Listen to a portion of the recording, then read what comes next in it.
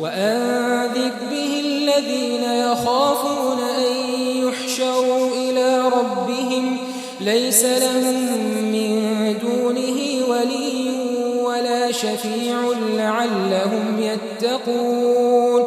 ولا تطرد الذين يدعون ربهم بالغداة والعشي يريدون وجهه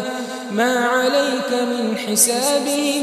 من شيء وما من حسابك عليهم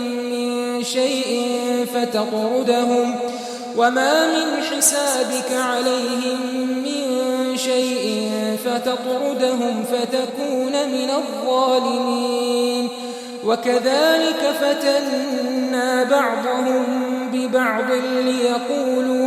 ليقولوا أهؤلاء من الله عليهم من بيننا أليس الله بأعلم بالشاكرين وإذا جاءك الذين يؤمنون بآياتنا فقل سلام عليكم كتب ربكم على نفسه الرحمة